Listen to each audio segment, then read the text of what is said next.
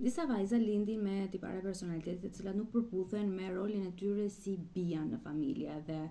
ndërsa prindrit apo familjarët shpesh presin që fëmijët e tyre të jenë të bindur, vulnerabël edhe të gatshëm që të formohen, të rriten, këto vajza vijnë të pajisura me një vullnet të fortë, të çeliktë dhe me një forcë të blinduar emocionale. Dhe këto tipare që i bëjnë të vështirë ato që të komportohen në familje dhe të jenë ato bijat e edukuara të rregullta, i bëjnë ato që të shkëlqejnë kur rrisin të tjerët. Pra, në amësi kur bëhen nëna, tiparet e tyre gjejnë qëllim, vendosmëria e tyre bëhet leadership dhe kujdesi bëhet mbrojtje për të tjerët dhe këto janë 4 femrat që i përkasin këtyre shenjave të zodiakut, të cilat shkëlqejnë më shumë si nëna, si mama, sesa si bija. Shenja e parë është Luani. Vajzat e shenjës Luanit shkëlqejnë që në fillim si bija, si vajza në familje, ato kanë ato vetbesimin e zjarrt që shpeshherë ngatrohet me arrogancë apo shihet si arrogancë në adoleshencën e tyre. Kanë një refuzim, një rebelizëm për të ndjekur rregullat, kanë sfida me autoritetet, me prindrit. Dhe vitet e tyre të adoleshencës mund të them që janë të mbushura me rregulla dhe me leksione që ato thjesht nuk i përfillin fare, por amësia është ajo që e kthen Chelsea dhe i njëjti guxim bëhet leadership i patrembur për to, kur fëmijët e tyre ndihen të pasigurt, të pambrojtur, ato kthehen tamam si në ato luaneshat që e ruajnë mbretërinë e vet, ashtu të ashpra, vendimtare edhe thellësisht të dashura për familjen edhe për fëmijët e tyre. Një femër shenjës Luanit jo vetëm që i mbron fëmijët e saj,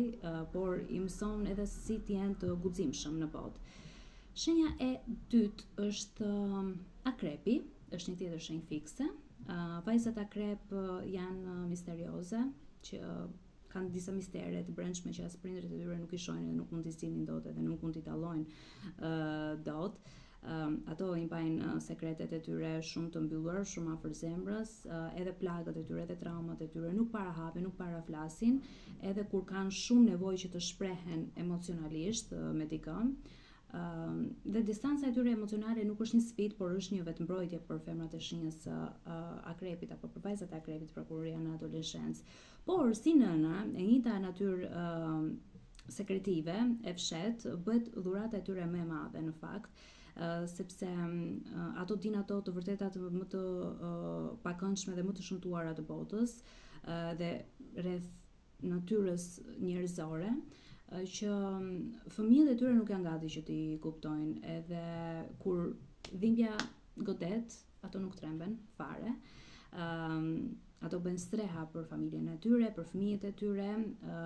Ajo vajza që dikur i mbante gjitha gjërat brenda të akumuluara, tani mbron fëmijët e vet nga këto të vërtetat dëshpëruese,